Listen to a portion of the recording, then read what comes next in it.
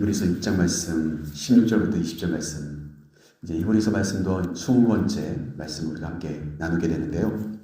먼저 오늘 말씀을 나누기 전에 우리가 히브리서 말씀 도대체 어떤 말씀이었는지 우리가 계속 나누고는 있지만, 여러분 앞에서 붙어 있는 말씀들을 싹 기억은 못하겠지만 어떤 사람이 썼다고 했는지 여러분 기억나세요? 히브리서는 저자가 확정되어 있지 않습니다. 그렇죠? 그리고 쓴 이유가 뭐라고 했었죠? 초대교회 성도들이 중간에 수많은 탄압과 예수 믿는 것 때문에 붙잡혀 죽는 사람들이 너무 많아져서 자신들의 믿음이 흔들리기 시작한 거예요. 그래서 어떤 사람은 배교를 하고 교회를 떠나게 되기도 하고, 그리고 어떤 사람들은 진짜 하나님이 주신 이 말씀대로 예수님이 진짜 하나님의 아들인가, 이런 의심들도 생기기 시작한 거죠. 그런 과정에 있는 사람들에게 히브리서를 써서 편지로 보내서 그들의 읽음으로 인하여서 예수 그리스도를 하나님의 아들로 인정하고, 그래서 히브리서의 가장 큰 주제가 뭐라고 했습니까? 예수님이 도대체 누구인가 라고 하는 거였습니다. 그렇죠?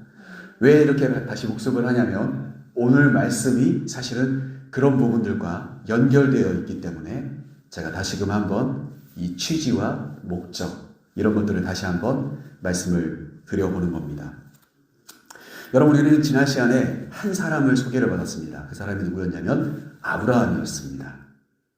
아브라함을 소개받으면서 우리가 다른 것을 이야기한 게 아니라 하나님의 약속에 대한 이야기를 했습니다. 그렇죠? 아브라함이 가지고 있었던 세 가지가 있었어요. 세 가지. 복수하는 의미로 말씀드리면, 첫 번째는 하나님이 먼저 아브라함을 부르실 때 약속을 주셨잖아요. 그렇죠? 네가 본토 친척 아비의 집을 떠나면 내가 너에게 줄 땅이 있다. 땅에 대한 약속. 두 번째는 너로 큰 민족을 이루게 할 거다. 자녀에 대한 약속. 그렇죠? 그래서 하나님이 우리를 부르실 때는 무언가 약속을 주신다. 그런 이야기를 우리가 지난 시간에 했습니다. 그런데 거기서 끝이 아니죠. 아브라함에게는 약속이, 하나님으로부터 약속이 있었는데 그 약속이 끝이 아니라 그때부터 아브라함은 믿게 됩니다. 그래서 아브라함에 뭐가 있었냐면 믿음이 있었어요. 믿음이. 그러니까 어때요? 뒤도 돌아보지 않고 짐 싸서 자기 아내 그리고 조카 롯과 함께 집을 떠나게 되는 거죠. 그게 바로 아브라함이 갖고 있던 믿음이었다라고 하는 거예요. 그의 아들이 없었잖아요. 100세 될 때까지, 그죠? 99세 될 때까지 아들 없었어요. 그런데 하나님이 100세 때 아들 주었는데도 불구하고 그 아들마저도 어떻게 했죠? 갖다 바쳐라. 그러니까 갖다 바치려고 진짜 갑니다. 그게 아브라함이 가지고 있는 믿음이었어요. 믿음. 그러니까 여러분, 이게 원리입니다. 하나님의 약속이 있어요. 근데 그 약속이 이루어지려면 믿음이 있어야 돼요. 믿음. 그러면 이제 믿음을 가지고 그렇게 살아왔는데 결국엔 아브라함은 큰 민족도 못 이루었고요. 자기에게 약속된 땅도 들어가지 못했어요. 그러면 끝입니까? 절망입니까? 아니었죠. 아브라함은 자기에 대해서 이루어지지 않았지만 여전히 소망이 있는 사람이었습니다. 그래서 아브라함에게 있는 세 가지가 뭐예요? 하나님의 약속이 있었고, 하나님의 약속에 대한 확실한 믿음이 있었어요. 그리고 자기에 대해 이루어지지 않았지만 끝까지 포기하지 않는 소망이 있었던 사람이었다. 그러니까 어떨까요? 아무리 수많은 일들이 그의 인생 가운데 다가온다 할지라도 그는 흔들리지 않더라. 그게 바로 어떻습니까? 약속을 가지고 있는 사람, 오래 참음으로 그가 그 약속을 끝까지 붙잡는 사람이었다. 그렇게 우리가 지난 시간에 말씀을 함께 나눴습니다. 여러분, 여기서 우리가 한 가지 생각할 게 있어요. 만약에 여러분 누군가가 여러분들에게 뭔가 약속을 했어요. 약속을 했어요. 그런데 이게 잘 안 들어줘요. 약속대로 안 지켜줘요. 그러면요, 어떻게 하죠? 쫓아갈 거 아니에요. 너 왜 이 약속해갖고 안 지켜줘? 그러면 그 사람 뭐라고 했어요? 내가 꼭 지켜줄게. 내가 약속했잖아. 좀 늦을 뿐이야. 나는 이 약속 지켜줄 거야. 그럼 여러분 거기서 끝날까요? 여러분 여기서 한 가지 질문을 더 할 수 있잖아요. 너 맹세할 수 있어? 이렇게 할 수 있잖아요. 진짜 그 약속 꼭 지켜준다고 했어. 너 맹세해. 맹세할 수 있어? 이렇게 할 수 있잖아요. 그죠? 그러면 우리 좀 유치하지만 어렸을 때 네 하나님한테 맹세할 수 있어? 이렇게 질문하잖아요. 왜 그랬을까요? 하나님한테 맹세하면 거짓말이 아니기 때문이다. 이렇게 내심 마음으로 믿고 있었다는 거죠. 우리가. 저도 그랬어요. 친구들하고 무슨 약속을 하고 뭐 할 때 너 그렇게 할 거로 하늘에 맹세할 수 있어? 너 진짜 그렇게 안 했다고 하늘에 맹세할 수 있어? 진짜 너 거짓말 안 했어? 막 이렇게 하잖아요. 그럼 진짜 하나님께 대해서 맹세하잖아요. 그러면 어떻게 하겠습니까? 죽입니까? 너 가짜지, 거짓말이지 이렇게 할 수 있습니까? 근데 하나님 앞에 맹세할 수 있어? 근데 진짜 하나님 앞에 맹세하면 진짜 거짓말이 아니구나. 이렇게 인정해 주었던 거예요. 그죠? 그 말이 뭘까요? 약속이 이루어지는 과정에서 때때로 더디오다 보면 우리는 어떻습니까? 다급해집니다. 아브라함이라고 왜 천하태평했겠습니까? 아니잖아요. 75세에 하나님 부르셨는데 99세가 될 때까지 아들이 없었어요. 친자가 없었어요. 그리고 하나님이 불러서 출발했는데 잠깐 가나안을 경험해보고는 그만 가뭄이 들어서 애굽으로 피신했어요. 그리고는 계속해서 광야를 떠도는 사람이 되어버렸어요. 물론 중간에 베들레헴 쪽도 오고 에브라임 지역, 헤브론 지역도 가고 했습니다만은 그러나 어떻습니까? 정작 자기가 차지해야 될 땅 차지하지 못했어요. 도리어 어때요? 자기의 조카에게 더 좋은 땅 양보도 했고요. 여러분 다 아시는 이야기 아니에요? 그러면 아브라함이 좀 억울하지 않겠습니까? 내가 하나님 말씀 믿고 출발했는데 하나님 맹세해 주실 수 있겠어요? 하나님 진짜 나에게 큰 민족 이루게 해주시고 약속의 땅 주시겠다고 말씀하셨는데 그 약속 변함없으십니까? 하나님한테 물을 수 있잖아요. 여러분 오늘 그 관계를 이 말씀들은 우리에게 잘 설명해 주는 말씀입니다. 자, 그래서 여러분 한번 볼까요? 우리 16절 말씀 같이 한번 읽어보겠습니다. 16절 말씀 같이 한번 읽어볼게요. 사람들은 자기보다 더 큰 자를 가리켜 맹세하나니 맹세는 그들이 다투는 모든 일의 최후 확정이니라. 제가 이미 설명을 다 드린 거예요.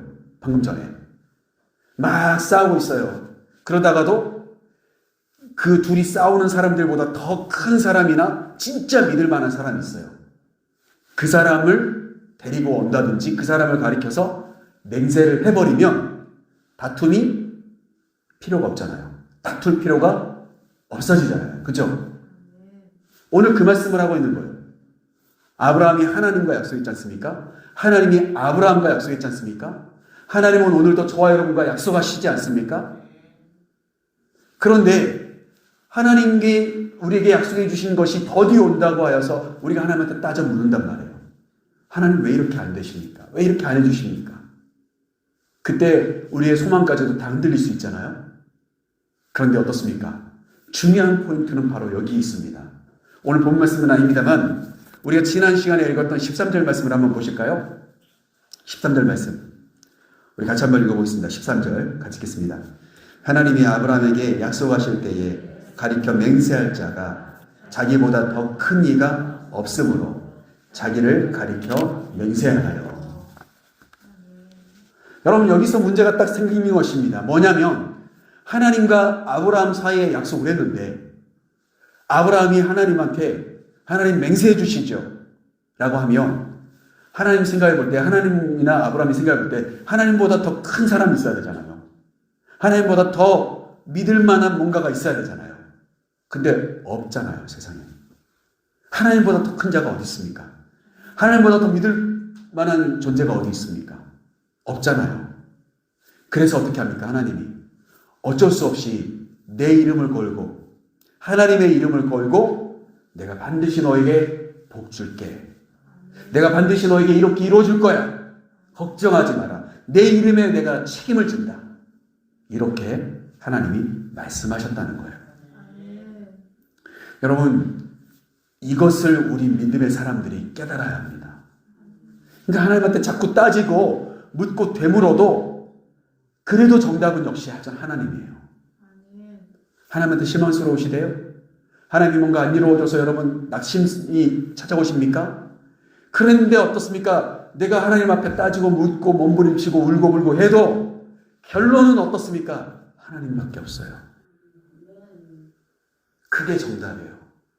그래서 어떻게 제가 전에도 한번 말씀드렸죠? 하나님 앞에 와서 많이 우시라고요. 그거밖에 방법이 없어요. 누구를 가리켜 맹세를 하겠습니까? 하나님께서 우리에게 주신 약속이 하나님보다 더 큰 이름이 없는데 결국 어떻습니까? 아브라함은 그 사실을 안 거예요. 하나님보다 더 큰 분이 없다는 걸 아브라함 믿고 있었던 거예요. 그러니까 어떻습니까? 하나님이 자신의 이름을 걸고 내가 너를 반드시 복주고 복줄 거야. 이렇게 말씀하셨을 때 아브라함 어때요? 확신을 갖고 믿어버린 겁니다. 여러분 그 믿음이 믿음의 조상이 되는 출발점이었다는 사실이에요. 사랑하는 성도 여러분, 저와 여러분에게도 오늘 동일합니다. 하나님이 저와 여러분을 부르셨다면 반드시 뭔가 약속이 있어요. 하나님이 우리에게 이루어 주고자 하는 하나님의 뜻이 있습니다. 그건 분명하게 있어요. 그런데 저는 잘 모르겠어요. 하나님, 전 잘 모르겠어요. 하나님 있으시면 그 약속 빨리 이루어 주세요. 그러나 어떻습니까? 하나님께서 더디 이루어 주신다 할지라도 여러분 하나님의 이름으로 하나님이 우리에게 해주신 약속은 변함이 없는 줄로 믿으세요. 그 믿음이 저 여러분을 믿음의 조상으로 만들어내는 것입니다. 그게 바로 오늘 말씀에서 맹세, 약속이 가지고 있는 이 두 가지. 약속과 맹세는 똑같은 것 같지만 다른 거예요. 약속은 먼저 뭔가 해줄 거라고 하는 구체적인 내용이 있고 그것을 반드시 이루어질 거라고 하는 맹세는 도장을 꽉 찍는 것입니다. 그럼 이해되시죠? 여러분 이게 하나님의 약속과 맹세가 변함이 없으시다는 사실을 오늘 말씀이 우리에게 이어서 소개해주고 있습니다. 자, 그 말씀을 우리 17절 말씀과 18절 말씀 우리 두 절의 말씀을 통해서 읽어볼게요. 우리 17절 18절 같이 읽어보겠습니다. 하나님은 약속을 기업으로 받는 자에게 그 뜻이 변하지 아니함을 충분히 나타내시려고 그 일을 맹세로 보증하셨나니 이는 하나님이 거짓말을 하실 수 없는 이 두 가지 변하지 못할 사실로 말미암아 앞에 있는 소망을 얻으려고 피난처를 찾은 우리에게 큰 안위를 받게 하려 하심이라. 아멘. 제가 지금 이미 설명을 다 드렸습니다. 하나님의 약속이 여러분 변함이 없다는 거예요. 그리고 18절 말씀의 표현대로 하면 하나님이 거짓말을 하실 수 없는 이렇게 표현하고 있습니다. 하나님이 이랬다 저랬다 하시지 않는 거예요. 하나님의 말씀, 하나님의 약속은 변함이 없다는 거예요. 여러분 이 말씀을 읽는 그 초대교회 성도들이 어떤 마음으로 이 말씀을 바라봐야 되겠습니까?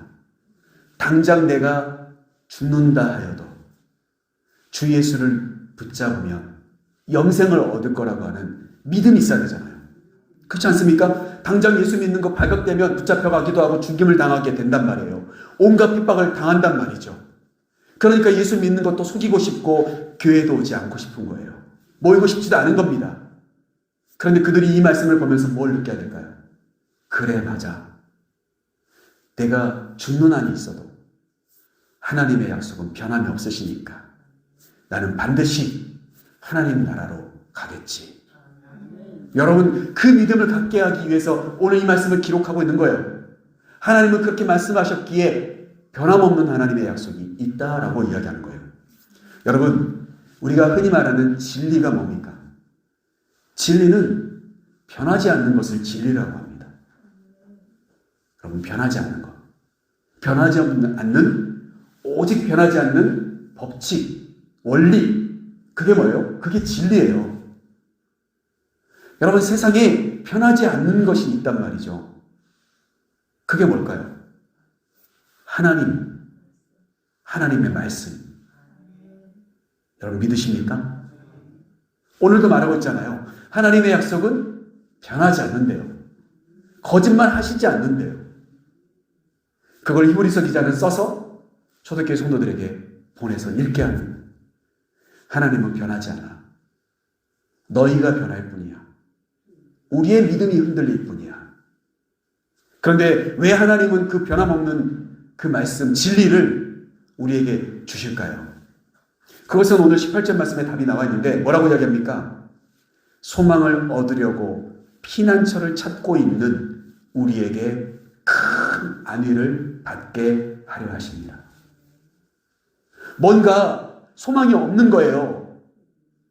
예수 그리스도 믿고 내가 기쁨으로 정말 교회 안에 들어와서 열심히 신앙생활을 하는 건 좋았는데 자꾸 믿음의 그 본을 보이기 시작하면 사람들이 발견하게 되면 나를 고발하기도 하고 그래서 어때요? 죽임의 길로 내어가기도 하고 온갖 핍박을 받는 거예요.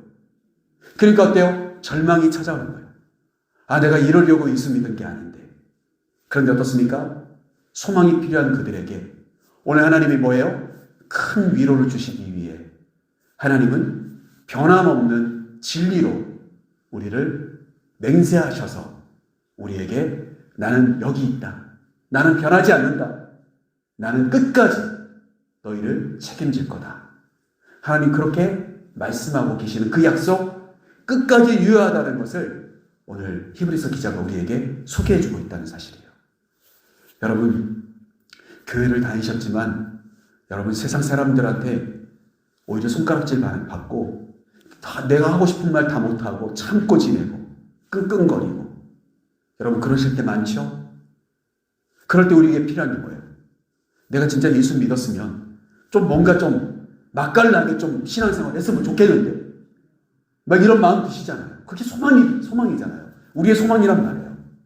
귀한 예수 믿는 것 좀 자랑할 것도 많고 잘 됐으면 좋겠고 기쁨도 넘쳐났으면 좋겠는데 자꾸 괜히 예수 믿는다고 하면 정말 10개 손해보고 겨우 한 개 팔고 10개 손해보고 막 이렇게 우리가 살아간다는 거죠.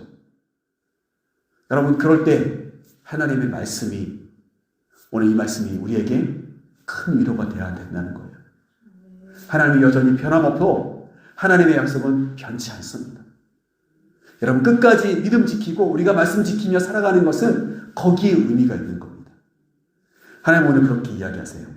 자 그런데 오늘 우리 19절 말씀 한번 읽어보려고 하는데요. 우리 19절 말씀 함께 읽어보겠습니다. 우리가 이 소망을 가지고 있는 것은 영혼의 닻을 같아서 튼튼하고 견고하여 휘장 안에 들어가나니. 여러분 무겁고 튼튼한 닻을 어떻게 해요? 깊이 내린 배가 있다고 생각해 보세요. 큰 태풍이 불어와도 그런 배는요 끄떡이 없습니다. 확실한 그죠? 큰 닻을 바다 밑에까지 깊이 다 던져놨어요. 꽁꽁 묶어놓은 겁니다. 떠내려가지 않게. 여러분 그 닻이 뭐라는 겁니까? 그게 소망이라는 거예요. 그래서 오늘 제가 찬송가 488장을 함께 부르자고 한 거예요. 보통 우리는 뭐 장례식 때 많이 부르잖아요. 근데 여러분 488장 3절 가사에 보면 소망의 닻을 주리라. 주 나의 반석이시니 그 위에 내가 서리라. 여러분 반석과 같은 예수 그리스도의 닻을 여러분의 영혼에 깊이 삶의 공간에 깊이 내리는 자가 되십시오. 그 사람은 흔들리지 않는다는 거예요. 그게 바로 오늘 본문에 나오는 영혼의 닻이에요. 내 영혼에 소망이 실려서 묵직하게 실려서 튼튼하고 견고하게 나를 붙잡아주는 지탱해주는 내 인생의 파도가 몰아친다 할지라도 잠깐 흔들리기는 하겠지만 떠내려가지 않는 그런 견고한 소망의 닻 영혼의 닻이 있는 자가 되라고 오늘 그렇게 말하고 있는 겁니다.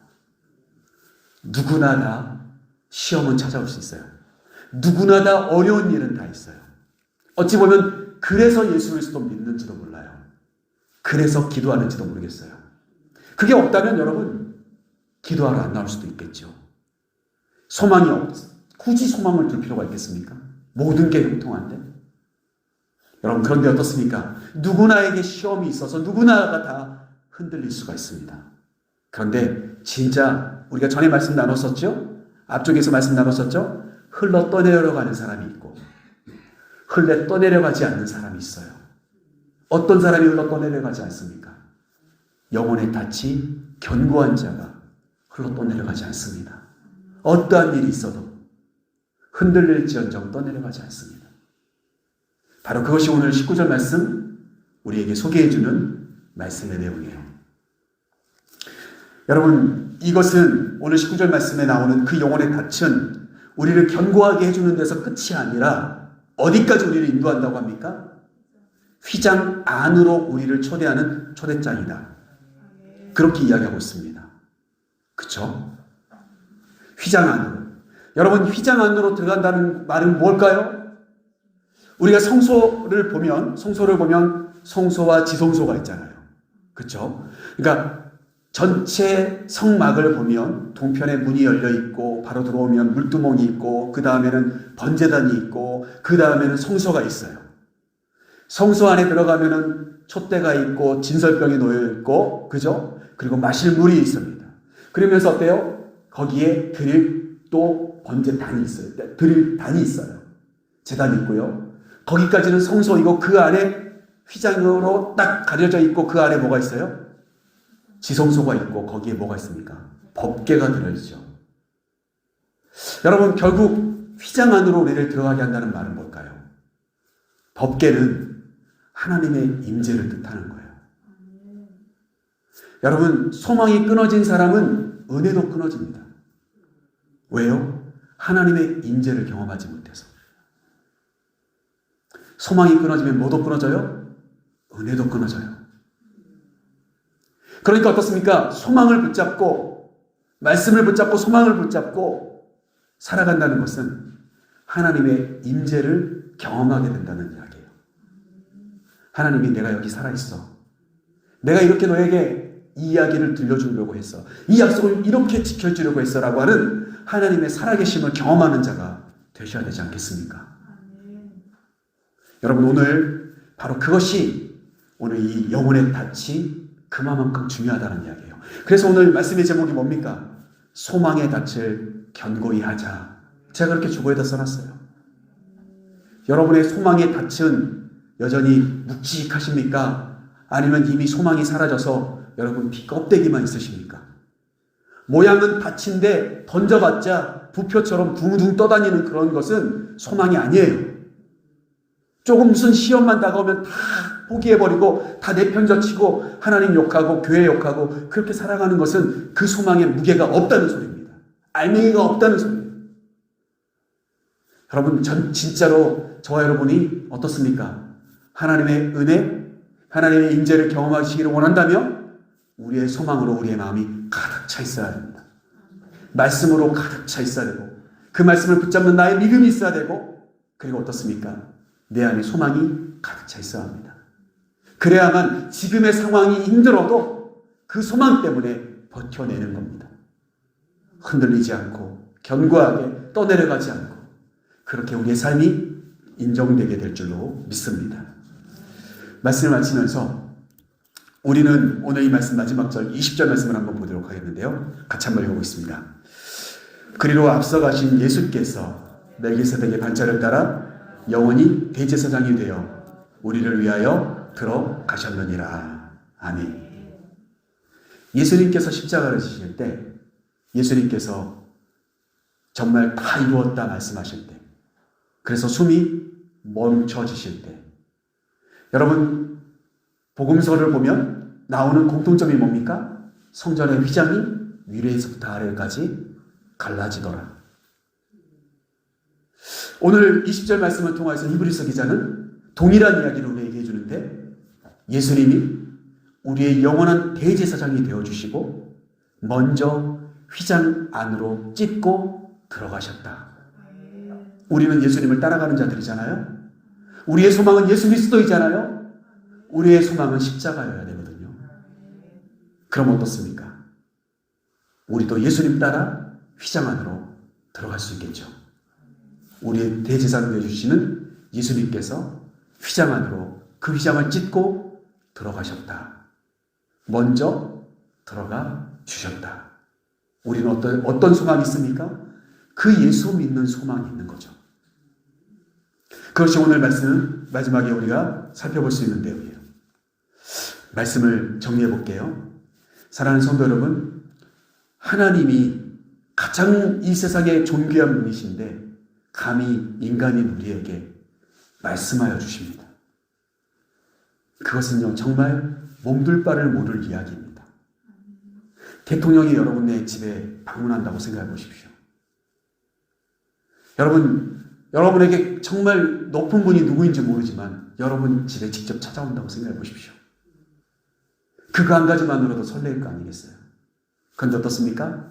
하나님이 나약하디 나약한 나를 부르신 것만으로도 우리는 어때요? 황송할 따름이에요. 근데 그것은 곧 우리에게 주신 약속인데 그 약속이 좀 더디 온다고 하여서 우리의 믿음이 흔들려서야 되겠습니까? 우리의 이 믿음의 길이 흔들려서야 되겠습니까? 여러분, 견고하게 우리를 지탱해주는 소망의 닻을 저와 여러분의 영혼 가운데 깊이 내리시기를 간절히 소망합니다. 그래서 하나님의 임재를 경험하시는, 하나님이 반드시 그 말씀을 이루시는 그 이루어짐의 삶을 살아가시는 복된 말씀의 역사를 정말 실제로 경험하게 되시는 우리 사랑하는 지도자에게 모든 성도님과 제가 되기를 간절히 소망합니다.